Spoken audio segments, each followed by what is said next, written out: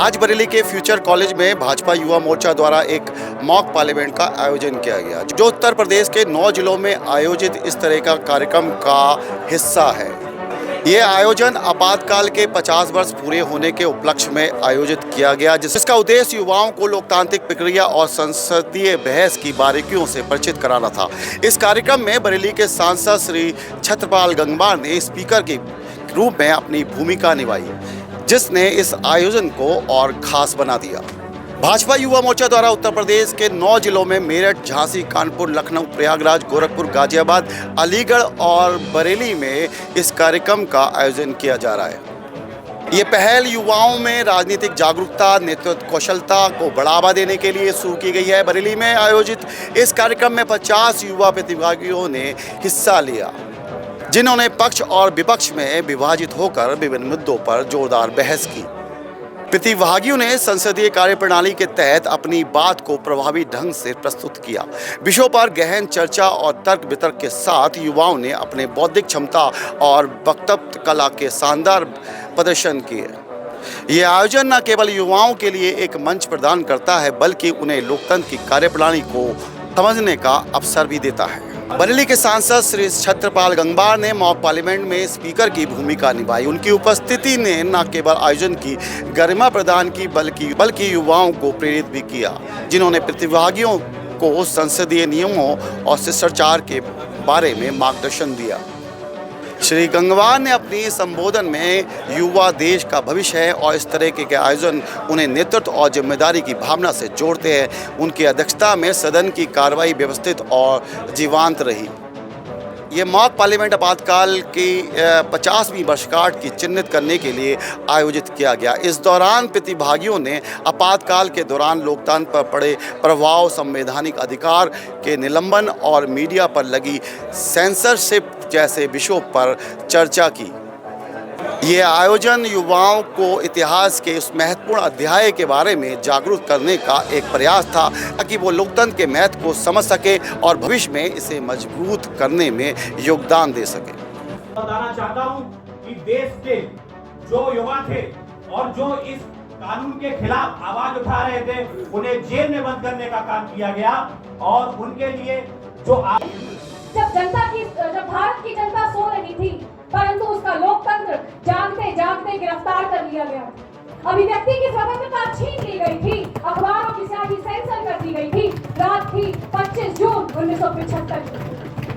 अध्यक्ष महोदय, निर्णय केवल एक व्यक्ति का था, परंतु उसका पूर्ण प्रभाव समूचे भारत पर पड़ा। न्यायपालिका से लेकर पत्रकारिता तक, अखबार से लेकर संसद से लेकर सड़क तक सब पर पड़ा। संसद तो थी, परंतु विपक्ष कहाँ था? अखबार छप तो रहे थे, परंतु सच्चाई कहाँ थी? न्यायपालिका तो बैठ रही थी, परंतु न्याय कहाँ था? और जनता, वो तो बेचारी कर्फ्यू में थी, बोलने का अधिकार कहाँ था? अध्यक्ष महोदय, मैं पूछती हूँ कि क्या लोकतंत्र की परिभाषा कहाँ चली गई थी? क्या जनता द्वारा चुनी गई सरकार का ये कर्तव्य नहीं था कि वे देश की सेवा करें या कि उनको डराएं? अध्यक्ष महोदय, हमारे भारत के संविधान की प्रस्तावना प्रारंभ होती है we the people of India, लेकिन इंदिरा जी की सरकार ने हमें सिखा दिया गया कि कैसे एक झटके में मौलिक अधिकारों को छीन लिया जा सकता है। अंत में मैं ये प्रण लेती हूँ कि इस प्रकार की तानाशाही सत्ता को वापस सरकार में नहीं आने देंगे और माननीय अटल बिहारी वाजपेयी जी की लाइनें दोहराती हूँ। बाधाएं आती हैं आए, घिरे प्रलय की घोर घटाएं, पाँव के नीचे अंगारे, सिर पर यदि बरसे ज्वालाएं, निज हाथों से हंसते हंसते आग लगा के जलना होगा, कदम बढ़ा के चलना होगा, कदम बढ़ा के चलना होगा। यहाँ की जनता को भी जमीन में धकेलने का कार्य किया था। मैं बात करना चाहूंगा कि एक व्यक्ति के एक सबसे बड़ा अधिकार मौलिक अधिकार होता है, जिसका चाहूंगा कि भारत विश्व की सबसे बड़ी डेमोक्रेसी तो है ही है, लेकिन विश्व को एक मदर ऑफ डेमोक्रेसी कहना चाहिए तो वह भी भारत है। क्योंकि भारत के इतिहास में वैदिक काल में जाए तो चाहे चोला साम्राज्य हो, चाहे वैशाली का गणराज्य हो, दोनों ही में पंचायतें और सभाओं को वरीयता थी। वहां से आदेश पारित होता था, उसके बाद वो आगे आता था। उसके 25 जून 1975 यह वही दिन था जब देश के लोकतांत्रिक इतिहास में काली स्याही से एक अध्याय लिखा गया था। संविधान के अनुच्छेद 352 के अंतर्गत तत्कालीन सरकार ने आपातकाल लागू किया, जहां मौलिक अधिकारों को निलंबित कर दिया गया, देश की स्वतंत्रता कुछ लगा। देश की जनसंख्या विश्व में दूसरे नंबर पर होने के बावजूद भी हम पूरे विश्व में 15वें नंबर की अर्थव्यवस्था थे। 1975 में हमारे देश की अर्थव्यवस्था की दर 1.2% थी। हमारा फॉरेन रिजर्व 1.3 बिलियन डॉलर था। घनश्याम शर्मा, भारतीय जनता पार्टी का युवा मोर्चे का जिले का महामंत्री हूँ, आंवला। आज फ्यूचर में मॉक पार्लियामेंट है आपातकाल पर, तो आपातकाल जो 1975 में लगा वो क्या परिस्थितियाँ थी जो 1975 में इंदिरा गांधी ने आपातकाल लगाया? 25 जून 1975 में 24 जून को 12 जून को 1975 में हाई कोर्ट का निर्णय आया। उस समय की तत्कालीन प्रधानमंत्री इंदिरा गांधी जी को संसद सदस्यता उनकी रद्द कर दी गई थी। उसके उपरांत ही 25 से 26 तारीख को माननीय इंदिरा जी ने देश को संबोधित किया। उसी समय उनकी सिफारिश पे ही उस समय के तत्कालीन राष्ट्रपति माननीय फखरुद्दीन जी ने आपातकाल की घोषणा की थी। आपका नाम? राजू उपाध्याय, जिला अध्यक्ष भारतीय जनता युवा मोर्चा आंवला। तो राजू जी, आप आज प्रतिभागी हो मॉक पार्लियामेंट में, तो एक क्वेश्चन बताइए कि आपातकाल की ऐसी क्या परिस्थिति थी उस समय आपातकाल लगाया गया? आपातकाल जो इंदिरा गांधी ने लोकतंत्र की हत्या की गई थी, अपने राज्य को जो उनका राज्य था उसको बचाने के लिए आपातकाल लगाया गया था। नहीं, आज के युवाओं को क्या जानना चाहिए उस आपातकाल के बारे में कि 1975 में लगाया गया? अन्य भी तो मुद्दे हैं आज की डेट में। आज के युवाओं को ये जानना चाहिए कि आपातकाल जो देश में लगाया गया था, लोकतंत्र की हत्या की गई, वो युवाओं को जानना चाहिए। उसी के लिए भारतीय जनता युवा मोर्चा के द्वारा युवाओं तक ये बात पहुँचे, उसी के लिए आज मॉक पार्लियामेंट का आयोजन किया जा रहा है। क्यों जानना चाहिए युवाओं को? क्योंकि जो आज का युवा है, बहुत से युवाओं का उस समय जन्म नहीं हुआ होगा, तो उन्हें पिछला क्या कार्य जो कांग्रेस के द्वारा किए गए थे, लोकतंत्र की हत्या की गई थी, उसको उन तक पहुंचाने के लिए ये कार्य आयोजन किया जा रहा है, उनको जानना चाहिए। विपक्ष तो ये आरोप लगाता है कि इस समय अघोषित आपातकाल चल रहा है। सीबीआई, ईडी, चुनाव आयोग, न्यायपालिका सब आपके हाथ में है, आप उसका गलत प्रयोग करते हो। नहीं, ये तो विपक्ष के द्वारा भ्रम फैलाया जा रहा है कि इसका हम लोग गलत उपयोग कर रहे हैं। जो गलत काम कर रहा है उसके खिलाफ कार्रवाई हो रही है, बाकी किसी को किसी भी प्रकार की दिक्कत नहीं है। तो मैं इस समय फ्यूचर में खड़ा हूँ, फ्यूचर कॉलेज में, और इसमें तमाम प्रतिभागी यहाँ पर इस कार्यक्रम में आए हुए हैं। इनसे पता करते हैं। भाई साहब, का नाम आपका क्या? नितिन पाठक नाम है, जिला मंत्री हूँ भाजपा से। जिला मंत्री हैं। तो एक बार बताइए, क्या स्थिति थी इनकी आपातकाल लगाया गया? भाई साहब, 1975 25 जून को कांग्रेस काल में आपातकाल घोषित किया गया।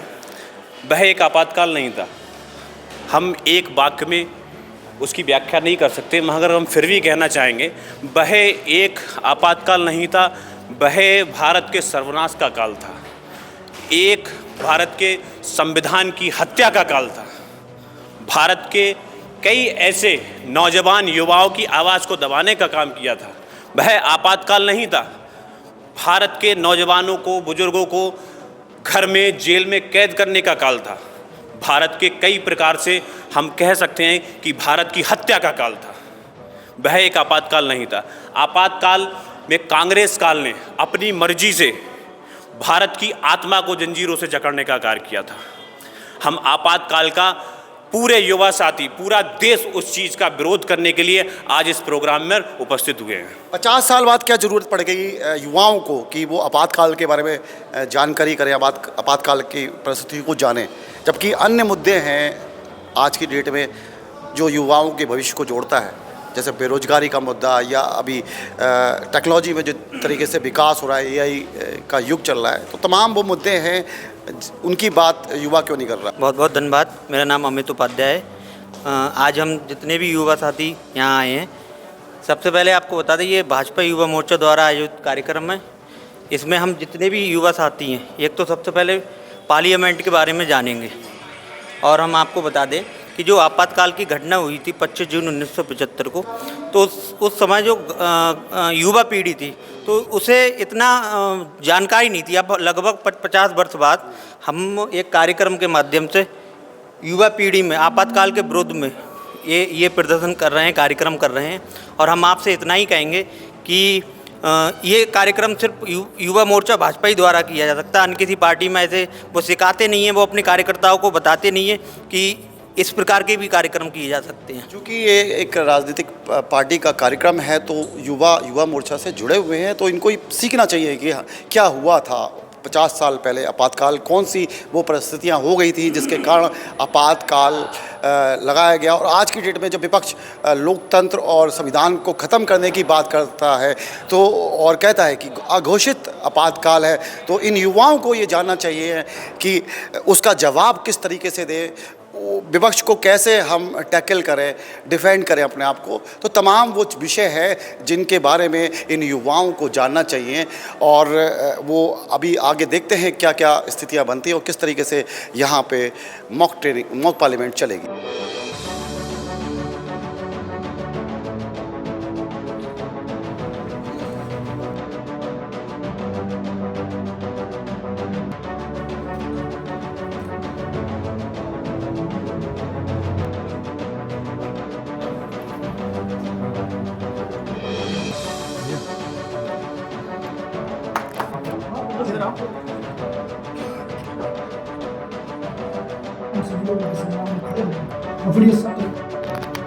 श्रीमती इंदिरा गांधी ने अपनी कुर्सी को बचाने के लिए देश पर आपातकाल थोपा और उस आपातकाल के माध्यम से जितने विपक्ष के नेतागण उनको सबको रातों रात उठवा लिया पुलिस के माध्यम से, और जितनी घोर गंभीर यातनाएं दे सकते थे उतनी गंभीर यातनाएं दी गई। और जो और सामाजिक संगठन विरोध में मॉक पार्लियामेंट कार्यक्रम में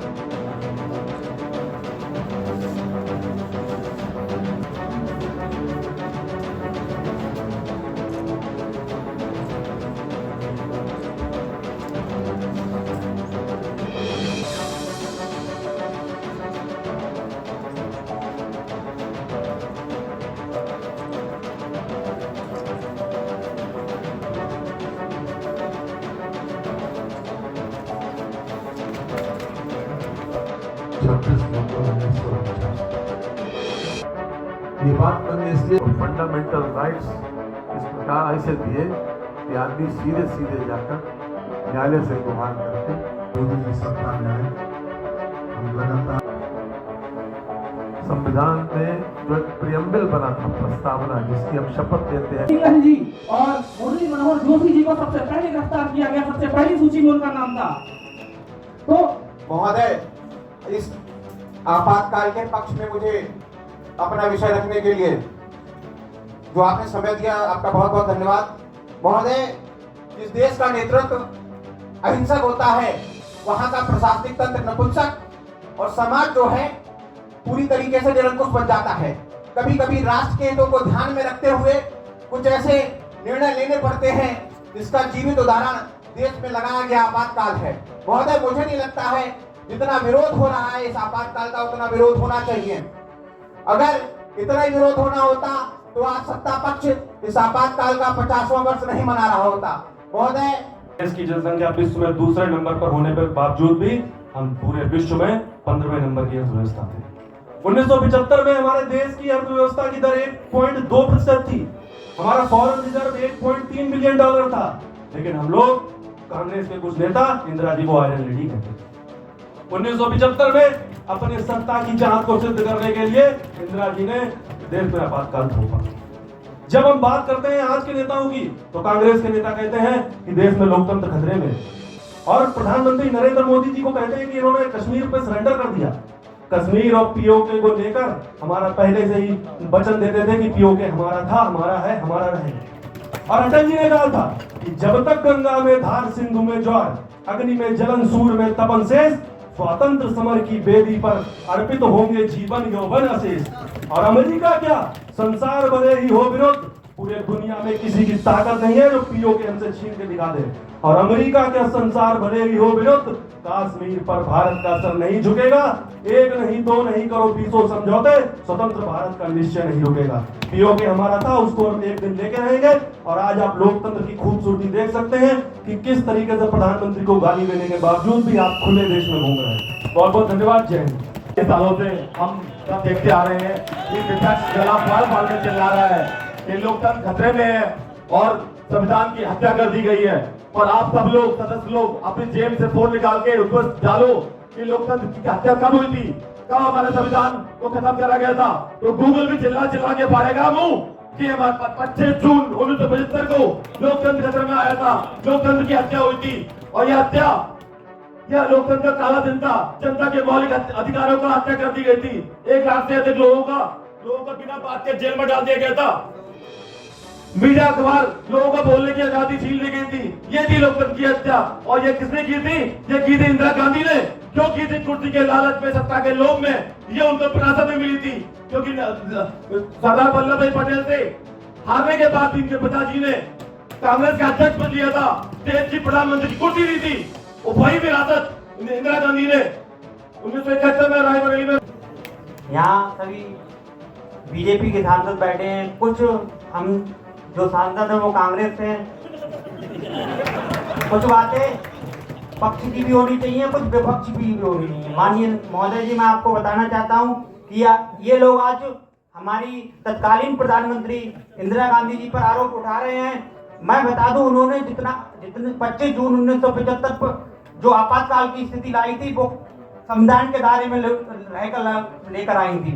जब हाई कोर्ट ने अपना निर्णय दिया कि उनके चुनाव को अमान्य बताया, तो वो तत्कालीन प्रधानमंत्री जी सुप्रीम कोर्ट जाकर उन्होंने वहां पे जीत गई और वहां पर उनके चुनाव के लिए मान्य बताया गया। सदस्यों को मैं अवगत कराना चाहूंगा कि आज से 50 साल पूर्व भारतीय इतिहास में, भारत के स्वतंत्र इतिहास में एक ऐसी घटना घटी जो पूरे भारत के इतिहास में, जो हमारी परंपरा चली आई लोकतंत्र की, जो अभी हमारे एक सांसद जी ने बताया कि वैदिक काल से लेकर जितने भी हमारे यहाँ गणराज्य रहे सभी में लोकतंत्र उसकी आत्मा में समाहित था। उस आत्मा पर ऐसा कुठाराघात किया गया था कि देश को एक एक गांव तक लहूलुहान कर दिया गया। आप ये देखिए कि भारत के इतिहास में चाहे किसी भी राज्य में हो, इस तरह की कभी पूर्व में या उसके बाद कोई घटना नहीं। बाद में तो इसलिए क्योंकि आने वाली सरकारों ने इस तरह के कानून उसमें संशोधित किए, जिसमें जब हम आंतरिक सुरक्षा की बात करते हैं उसके साथ उन्होंने सशस्त्र विद्रोह को भी शामिल किया गया। इसलिए वो चीजें थोड़ी सी मुश्किल हो गई। नहीं तो जिसके बाद जितनी भी सरकारें इस परिवार से नियंत्रित हो रही थी वो कभी भी इस तरह की इमरजेंसी लगा सकते थे। हमें सबसे महत्वपूर्ण यह है कि उस आपातकाल से सीखना क्या था। सबसे बड़ी चीज ये है कि इस तरह के लोगों का सत्ता में शामिल होना और उस सरकार में एक परिवार का इतना ज्यादा प्रभाव होना, और हमारी जिसे तथाकथित कहें या स्वयंभू संबोधन अपने लोगों से ले लेना, आयरन लेडी या शेरनी जैसे संबोधन, उस महिला को सबसे ज्यादा कायर कहा जाना चाहिए जो कि खुद की सुरक्षा के लिए उसने आपातकाल लगाया अपनी सरकार को बचाने के लिए। धन्यवाद। माननीय सरकार किया, बल्कि यहाँ की जनता को भी जमीन में धकेलने का कार्य किया था। मैं बात करना चाहूंगा कि एक व्यक्ति के एक सबसे बड़ा अधिकार मौलिक अधिकार होता है जिसका हनन करने का अगर किसी ने कार्य किया है तो वो उस समय की तत्काल प्रधानमंत्री इंदिरा गांधी जी ने किया है। भाग 4 जिसमें मौलिक अधिकारों का वर्णन है, अनुच्छेद 352 जिसमें राष्ट्रीय आपातकाल है, तो ना राष्ट्रीय आपातकाल जब लगता है तो वो मंत्रिमंडल की सलाह पर लगता है। पर उस समय की इंदिरा गांधी जो उस समय की प्रधानमंत्री थी, उन्होंने ना किसी मंत्री की सलाह ली और ना जरूरी समझा किसी मंत्री की सलाह लेना, बल्कि उस समय के राष्ट्रपति डॉक्टर फर्रुखुद्दीन खान से अपनी ही सलाह पर आपातकाल लगवा दिया और इस भारत को जमीन पर गिराने का कार्य किया है। संविधान की अगर मैं बात करूं, संविधान की लोगों ने कहा उन्हें आयरन लेडी, लोहे वाली महिला। अगर वो लोहे वाली महिला है तो जंग लगी हुई लोहे वाली महिला, अगर वो महिला है जंग लगी। न्यायपालिका की बात, न्यायपालिका स्वतंत्र होनी चाहिए, उस समय की तरह नहीं जो अपने मुट्ठी में कैद करके न्यायपालिका को, न्यायाधीशों को रखा जाता था। क्या बात कर रहे हैं? उस समय के जस्टिस सिन्हा ने, जो कि जस्टिस सिन्हा जी ने इलाहाबाद हाई कोर्ट से साफ कह दिया आप चुनाव में हार चुकी हैं, अपनी सीट छोड़ दें, परंतु उन्होंने सीट नहीं छोड़ी। और मैं इसी के साथ कुछ चंद पंक्तियां कहना चाहूंगा। झुलसता जेठ मास शरद चांदनी उदास, सिसकी फतेह सावन का अंगठित बीत गए, 50 साल बीत गए, 50 साल बीत गए। सिस्को में सिमटा किंतु विकल्प पाठ विकट गूंज मुक्ति गीत गए, 50 साल बीत गए, 50 साल बीत गए। पथ निहारते न्याय गिनते दिन पल छीन, लौट कभी आएंगे मन का जो उम्मीद गए, 50 साल बीत गए, 50 साल बीत गए। जय हिंद, जय भारत। सर, जो आपने हम सब युवाओं को दिया इसके लिए हृदय दिल से मैं धन्यवाद व्यक्त करता हूं। 25 जून 1975 को तत्कालीन प्रधानमंत्री श्रीमती इंदिरा गांधी के द्वारा आपातकाल लगाई गई और यही भारतीय लोकतंत्र का सबसे काला अध्याय था और मैं इनके द्वारा किए गए अत्याचारों की कड़ी निंदा करता हूं और वर्तमान में कांग्रेस सरकार आपातकाल की सजा भुगत रही है। आपातकाल में न सिर्फ नागरिकों के मौलिक अधिकारों को कुचला गया बल्कि लाखों लोगों को जबरन नसबंदी कर दी गई। विरोध करने वाले नेताओं को जेल में बंद कर दिया गया और उन्हें बेहद असहनीय उत्पीड़न को झेलना पड़ा। और अंत में मैं ये बताना चाहता हूँ कि हम सभी युवाओं को इस मॉक पार्लियामेंट में बोलने दिया और बहुत जल्द ही इस मॉक पार्लियामेंट में से बरेली, शाहजहांपुर, पीलीभीत, बदायूं में से एक सांसद होंगे क्योंकि अब युवा ऊर्जा से भरे बैठे हैं और अब युवाओं की ही बारी है। धन्यवाद महोदय। साथियों से कहना चाहूंगा भारत माता की, भारत माता की। माननीय अध्यक्ष महोदय, सादर आपको अवगत कराना है कि 25 जून 1975 वो काला अध्याय जो भारत के इतिहास में कभी काले पन्नों से लिखा है वो कभी मिटाया नहीं जा सकता। 25 जून 1975 को श्रीमती इंदिरा गांधी जी ने आर्टिकल 21 लिविंग एंड लिबर्टी जो भारत का प्रत्येक व्यक्ति चाहे निचले पायदान पे है, चाहे वो राष्ट्रपति है, चाहे वो प्रधानमंत्री है, चाहे वो रिक्शा चालक हो, बिल्कुल निचले पायदान से लेकर निचले पायदान तक जो भी व्यक्ति बैठे हुए हैं उनको लिविंग एंड लिबर्टी स्वतंत्रता का अधिकार प्राप्त होता है। मैं नमन करता हूँ वीरेन अटल जी जैसे स्वतंत्रता सेनानी इसलिए कह रहा हूँ कि गुलाम भारत सिर्फ एक बार नहीं हुआ था। आजादी की तारीख तो सबको याद है 1947 की, लेकिन दोबारा भारतीय नारी ने जो एक क्या कहूँ उनके लिए गोर शब्द इतने बेकार शब्द इस्तेमाल करूंगा तो मेरे परवरिश का सवाल उठ जाएंगे।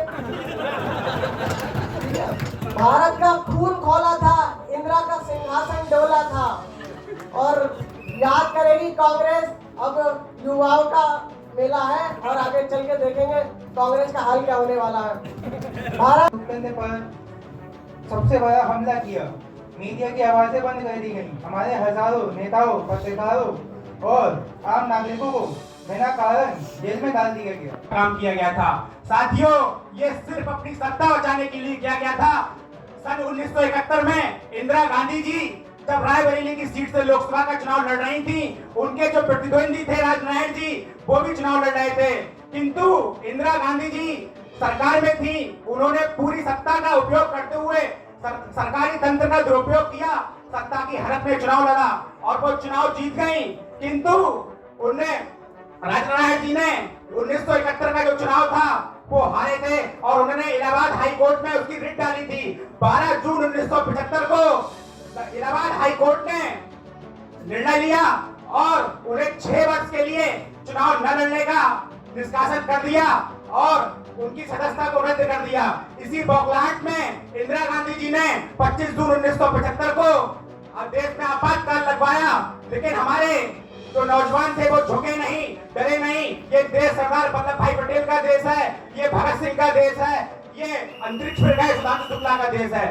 मैं गायकी एक ऐसे काले अध्याय पे बात कर रही हूँ जिसे भारतीय इतिहास में काली स्याही से दर्ज किया गया है। मैं बात कर रही हूँ 1975 की, मैं बात कर रही हूँ तत्काल प्रधानमंत्री इंदिरा गांधी द्वारा लगाए गए आपातकाल की। अध्यक्ष महोदय, वो समय जब भारत आजाद देश था लेकिन इसकी सांसों पर पहरा था, इसकी जुबां पर ताला था। वो समय जब लोकतंत्र की आत्मा को बांध दिया गया था और संविधान के शब्दों को डर के साए में छुपा दिया गया था। वो समय जब अखबारों की स्याही को सुखा दिया गया था।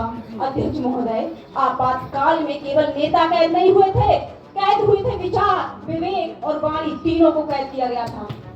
आज भारत सफलता की निरंतर सीढ़ियां चढ़ते हुए आज हर एक देशद्रोही को ये बता रहा है कि अगर तू परिंदा है तो ये आसमान तेरा है, अगर तू परिंदा है तो ये आसमान तेरा है, अगर तू दरिंदा है तो ये शमशान तेरा है। भाईचारे से रहना है तो रह इस जमीन पे, वरना ये कब्र भी तेरी है और ये कब्रिस्तान तेरा है, ये कब्रिस्तान तेरा है। धन्यवाद। मैं बताना चाहूंगा 25 जून 1975 को कांग्रेस काल में जो आपातकाल लागू किया गया था वो देश के लिए एक देश के अपंग करने नीचा दिखाने का कार्य किया गया था। माननीय महोदय कि देश के जो युवा थे और जो इस कानून के खिलाफ आवाज उठा रहे थे उन्हें जेल में बंद करने का कार्य किया गया और उनके लिए जो आवाज नहीं उठा रहे थे, जो घर पे बैठे हुए थे, उनके लिए घर में कैद करने का काम किया गया था। भारत के संविधान की हत्या करने का काम किया गया था। माननीय अध्यक्ष महोदय, मैं एक शायरी के साथ इस बात को कहूंगा, जिन्हें ना बुझा सका अंधेरा वो दीपक आज भी जलते रहे, तानाशाही के जो साथ खड़े सामने वही आज लोग तंत्र में पलते रहे। मैं एक कविता के माध्यम से उस कांग्रेस काल को दोहराना चाहूंगा। मोर ना होगा उल्लू होगे शीर्षक है इसका। खूब तनी हो, खूब अड़ी हो, खूब लड़ी हो, प्रजातंत्र को कौन पूछता तुम ही बड़ी हो। डर के मारे न्यायपालिका कांप गई है, वो बेचारी अगली गत भी भाग गई है। देश बड़ा है, लोकतंत्र है, सिक्का खोटा, तुम ही बड़ी हो, संविधान है तुमसे छोटा, तुमसे छोटा राष्ट्र हिंद का तुम ही बड़ी हो। खूब तनी हो, खूब अड़ी हो, खूब लड़ी हो। यह कमजोरी देश को अब ले डूबेगी, यह कमजोरी तुमको अब ले डूबेगी, आज नहीं तो कल सारी। 25 जून 1975 इतिहास की वह काली रात जब भारतीय संविधान, भारतीय लोकतंत्र की हत्या की गई देश में आपातकाल थोपकर। एक नेता ने अपनी सत्ता बचाने के लिए पूरे देश को अंधेरे में थोप के रख दिया। संविधान को ताक पर रखकर भारतीयों के मौलिक अधिकारों को कुचल दिया गया, प्रेस पर सेंसरशिप लगा दी गई, न्यायपालिका को कटघरे में ला दिया गया, संसद को केवल मोहर लगाने का एक यंत्र बना के छोड़ दिया। 36,000 लोगों पर वीसा एक्ट लगाकर और 1 करोड़ से ज्यादा लोगों की नसबंदी कराकर इस देश को गर्द में झोंकने का कार्य किया गया आपातकाल के अंदर। ये सिर्फ इतिहास की किताबों का नहीं, हमारी आत्मा का भी दर्द है। माननीय अध्यक्ष महोदय, क्या ये वही भारत था जिसके लिए हमने आजादी की लड़ाई लड़ी थी? क्या ये वही भारत था जिसके लिए स्वतंत्र सेनानियों ने अपना बलिदान दिया था? नहीं। माननीय अध्यक्ष महोदय, आज जब भारत प्रधानमंत्री श्री नरेंद्र मोदी जी के नेतृत्व विश्वगुरु बनने की ओर अग्रसर है, तब आज की युवा पीढ़ी को इस बात की जानकारी होनी चाहिए कि जिस लोकतंत्र में हम जी रहे हैं ये कैसे बलिदान और किस तरीके से हमको मिला है, कैसे इस बलिदान के द्वारा हमको ये मिला गया है। इसलिए यहाँ इस सदन में मौजूद हम सभी लोगों को ये संकल्प लेना चाहिए कि ऐसी तानाशाही प्रवृत्ति के किसी भी व्यक्ति को पनपने नहीं देना चाहिए जो हमारे देश के भविष्य के लिए खतरा हो।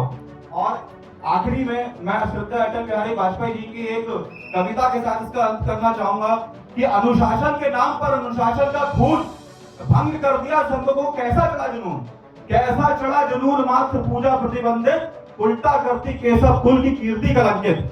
कह दी कबीराए तोड़ कानूनी कारा, गूंजेगा भारत माता की जय का नारा। आपके माध्यम से मैं आप सदन को बताना चाहता हूँ 25 जून 1975 की रात 11:45 पे तत्कालीन प्रधानमंत्री श्रीमती इंदिरा गांधी जी द्वारा तत्कालीन राष्ट्रपति के माध्यम से जो आपातकाल की घोषणा की गई थी और घोषणा करके संविधान की जो हत्या की गई थी, उसी संविधान की हत्या की गई जिस संविधान के माध्यम से गांव, गरीब और किसान के बच्चे आप संसद भवन में पहुंचकर देश का नेतृत्व कर रहे हैं। उसी संविधान की हत्या की गई जिस संविधान की प्रति लेकर आज उन्हीं के पौधे घूमते हुए दिखाते हुए घूम रहे हैं, उसी संविधान की हत्या की गई जो भारत के प्राण है, भारत की आत्मा है। और इसलिए नहीं की गई उसकी हत्या कि इसलिए उसकी हत्या नहीं की गई कि कोई देश के बाहर से आक्रमण हो गया या देश में इंटरनल कोई आपातकाल आ गया, देश में इंटरनल कोई समस्या आ गई, इसलिए की गई कि उन्होंने अवैध तरीके से चुनाव जीता था। उनकी प्रधानमंत्री की कुर्सी 12 जून 1975 को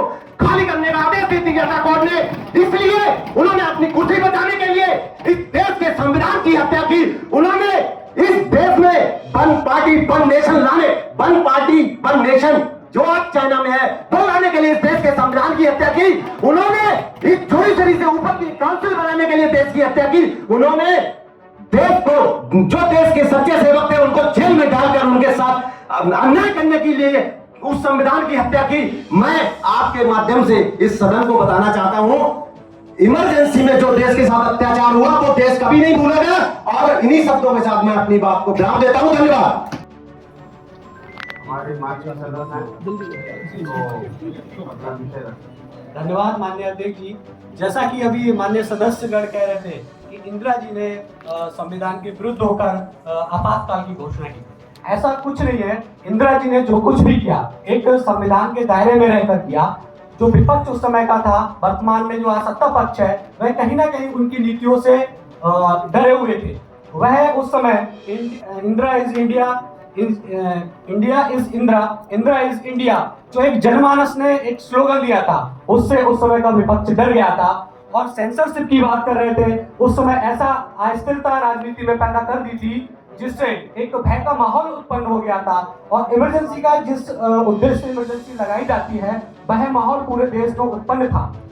और उस समय गुजरात और बिहार में चुनाव चल रहे थे। उस समय जेपी आंदोलन चरम पर था। जयनारायण प्रकाश जी ने युवाओं के साथ, छात्रों के साथ मिलकर एक जन आंदोलन तैयार किया था, जिसका उद्देश्य उस समय की सरकार का पुरजोर विरोध करना था। लेकिन इंदिरा जी की जो लोकप्रियता थी उस समय 73 में उन्होंने 2/3 बहुमत से सरकार अपनी बनाई थी। इससे उस समय का विपक्ष डर गया था और बाद में तो आपातकाल मिला तुरंत।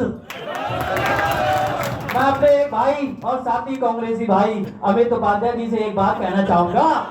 तो कांग्रेसी जो उनका खुद जात पात किसी का पता नहीं, डीएनए का पता नहीं, फिरोज गांधी के नाते राहुल गांधी की औलाद क्या कहेंगे वो, जो इनका खुद का पता नहीं। हम सनातनी हिंदू जब तक लड़े हुए हैं तब तक भाजपा आएगी और सब कांग्रेसी न यहाँ रहे न रह के प्रदेश इटली फिरोज गांधी पाकिस्तान पर तक हमला बोल देंगे। हम वो सनातनी हिंदू और भारतीय जनता पार्टी के कार्यकर्ता हैं। भारतीय जनता पार्टी जिंदाबाद, हिंदू राष्ट्र जिंदाबाद, अखंड भारत जिंदाबाद। मैं समिति के मांगों को ध्यान में रखते हुए अपनी पंक्ति को विराम में देता हूँ। धन्यवाद। तीनों हमारे जिलाध्यक्ष जी और सामने बैठे हुए भारत के लोकतंत्र के प्रहरी मित्रों, सर्वप्रथम मैं साधुवाद और धन्यवाद दोनों देना चाहूंगा अपने युवा मोर्चे के कार्यकर्ताओं को, पदाधिकारियों को, जिनके दिमाग के मस्तिष्क की उपज की ये कार्यक्रम है, बधाई के पात्र हैं। सभी लोगों ने बहुत ही, मैं समझता हूं, कई दिनों से तैयारी की होगी। हमारे वो छात्र, हमारे बच्चे 90 सेकेंड में आपातकाल पर विचार व्यक्त करना, मैं समझता हूं कि गागर में सागर भरने के समान था। मुझे जब कहा गया 3-4 बच्चों का भाषण मैंने तैयार करवाया था,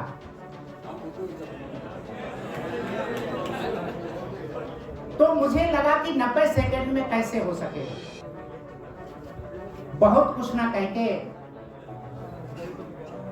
मैं सबसे पहले वो लोग डिमोरलाइज ना हूं जिनका नाम मैं नहीं बोल पा रहा हूं, और वह बच्चे बहुत उत्साहित ना हो जिनका नाम बोला जाएगा। टू द पॉइंट जो इन्होंने बोला है, ये से लेके जेड तक, 1 सेकेंड से लेके 90 सेकेंड तक जो मैंने इनको देखा था, कहीं पर भी हेजिटेशन नहीं थी। इनको प्रथम पुरस्कार दिया जाता और वास्तव में ये पुरस्कार के काबिल हैं, ये डिजर्व करती हैं। एक बार जरा तालियां बजाइए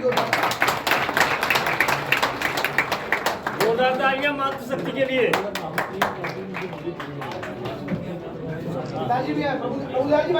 मित्रों,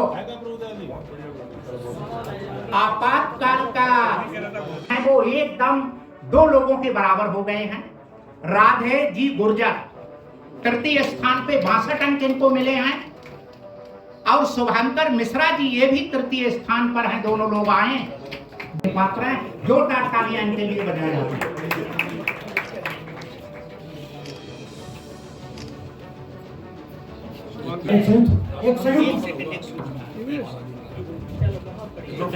मित्रों, मैं थोड़ा इंटरव्यू कर रहा हूं और हमारे जिलाध्यक्ष जी अपना सम्मान कराएं। आदरणीय सौरभ जी।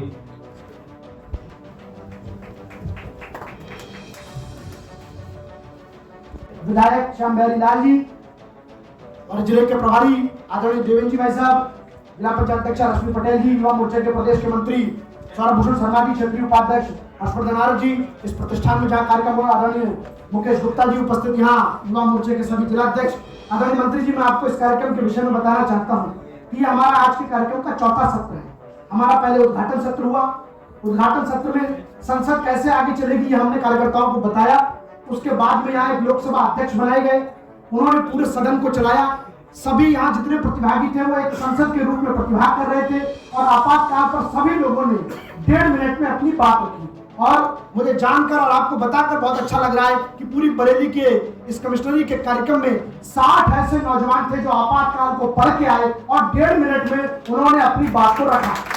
हमारी यहाँ ज्यूरी टीम भी थी, आदरणीय चौहान सर हमारे यहाँ बैठे, आदरणीय गोविंद दीक्षित जी बैठे, उन्होंने एक एक भाषण पर 4 बिंदुओं में अभिव्यक्ति कैसी है, मुद्रा कैसी है, विचार कैसा है, उस पर 10-10 में देकर नंबर पर उसको वर्गीकरण किया है। और अभी जब ये कार्यक्रम समाप्त होगा तो जो ज्यूरी हमको बताएगी प्रथम द्वितीय तृतीय कौन लोग रहे हैं उनको आप सम्मानित भी करेंगे। यानी आपातकाल के विषय में एक से एक बढ़ के वक्तव्य आज सुनने को मिले।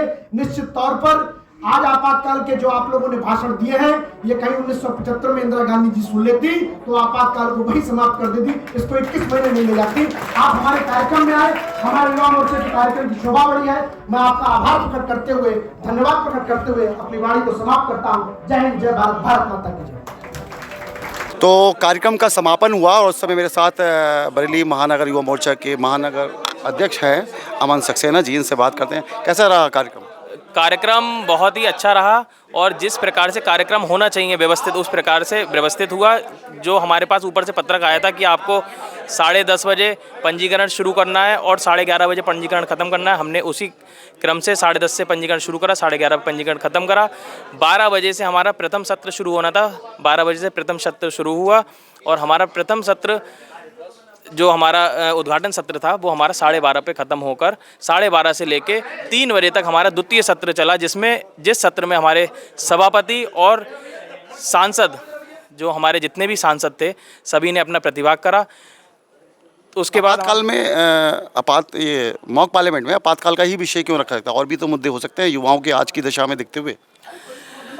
विषय और हो सकते हैं, आपकी बात ठीक है, लेकिन युवाओं को भी तो पता चले कि मॉक पार्लियामेंट क्या है या आपातकाल क्या है। युवाओं को पता ही नहीं था कि आपातकाल होता क्या है। तो इस बार युवा मोर्चा ने एक यह नया कार्यक्रम निकाला कि नीचे स्तर तक भी युवाओं को पता होना चाहिए कि पुरानी परिस्थितियों में पुराने लोगों ने क्या क्या झेला है, कैसे इमरजेंसी लगी थी, उसका कितना दुष्प्रभाव पड़ा, वो उसी विषय पे हम लोगों ने आपातकाल पर ये आज एक कार्यक्रम रखा था जिसे मॉक पार्लियामेंट का हम लोगों ने नाम दिया। ये पूरे उत्तर प्रदेश में 9 जगह संपन्न हुआ। सभी की तारीख 27 तारीख रखी गई थी और सभी में इसमें बहुत ही अच्छा और एक बहुत ही व्यवस्थित तरीके से एक कार्यक्रम हुआ। कार्यक्रम के बाद हम लोगों ने जितने भी हमारे इमरजेंसी में सेनानी थे उनका हमने सम्मान करने का काम किया। माननीय सुरेश खन्ना जी हमारे संसदीय राज्य मंत्री, उन्होंने सभी का सम्मान करा और प्रथम द्वितीय तृतीय जितने भी हमारे सांसद जो निकल के आए हमने उनको पुरस्कार देने का काम किया।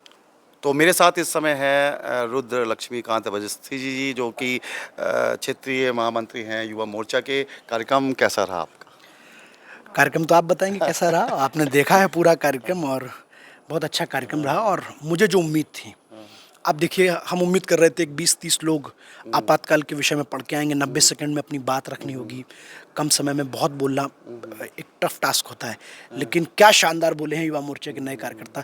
और मॉक पार्लियामेंट का जो हम कार्यक्रम का ग्रेस देना चाह रहे थे, जो कार्यक्रम का मैसेज देना चाह रहे थे, वो नीचे तक मैसेज गया है। 60 नौजवान कार्यकर्ता बोले हैं और सबसे अच्छी बात है जिसका प्रथम स्थान आया है वो एक बेटी है, वो एक लड़की है। तो वो जब इंदिरा गांधी जी के खिलाफ दहाड़ी है तो ये अपने आप में यही तो युवा मोर्चा है। ऐसे ही नौजवानों को नीचे से निकाल के लाना कि वो पढ़ें आपातकाल के बारे में। ऐसे आगे तमाम विषयों पर युवा मोर्चा इसी तरीके के डिबेट कंपटीशन आयोजित करेगा। और सबसे बड़ी बात मॉक पार्लियामेंट में रहा कि कुल 1.5 मिनट थे और 1.5 मिनट में अच्छे युवाओं ने बहुत अच्छी बात कही है। मैं आपको दिखाऊंगा वीडियो और वो देखिएगा आप। तो बहुत आपको शुभकामनाएं, बहुत अच्छा आयोजन किया। और आपको मैं सुबह से देख रहा हूँ बड़ी मेहनत कर रहे हैं और पूरा काम को आपने संभाला। इतनी अच्छा नेतृत्व क्षमता मैंने आपसे पहले ही कहा था, बहुत अच्छी नेतृत्व क्षमता है और बहुत बहुत शुभकामनाएं। क्या कहेंगे इतनी मेहनत करने के बाद जो रिजल्ट मिले हैं उसके बारे में? देखिए होता क्या है कि एक कार्यक्रम के बाद में कार्यकर्ता के चेहरे की उड़ी हुई हवाइयाँ उस कार्यक्रम की सफलता को बयां करती हैं। तो मैं थका हुआ अगर लग रहा हूँ तो उसका मतलब ये है कि कार्यक्रम बहुत अच्छा हुआ है और इम्पैक्टफुल कार्यक्रम हुआ है। और सबसे पहले तो आपका भी बहुत धन्यवाद कि आपने पूरे समय रह के हमारे कार्यक्रम को कवरेज किया है। तो थैंक यू वेरी मच। जी आपका बहुत बड़ी बात है कि अभी परसों हम लोग पॉडकास्ट भी करा था, उसके बाद आप हॉस्पिटल गए, हार्ट में आपके पेन हुआ है, उसके बाद भी मैंने देखा आप इतनी मेहनत कर रहे हैं, पूरा सुबह से मेहनत कर रहे हैं, बहुत बड़ी बात है। क्या कहेंगे इस एनर्जी की? ये सब प्रभु की कृपा है और चूँकि स्वस्थ हुआ और मुझे लगा कि अगर मैं कार्यक्रम में नहीं पहुंचूंगा, कार्यक्रम होना अलग विषय होता है, कार्यक्रम व्यवस्थित कराना अलग होता है। तो कार्यक्रम व्यवस्थित होना था इसलिए मुझे लगना पड़ा और सब लोग लगे साथ में, सब लोग बहुत अच्छा बोले। मुझे लगता है कि सबके सब बहुत अच्छा बोले, अंकों में 1-2 का ही माइनस ये सब चीज़ें रही हैं, सब बहुत अच्छा बोले। सबको बहुत अनंत शुभकामनाएं, बधाई। चलिए आपको बहुत बहुत शुभकामनाएं।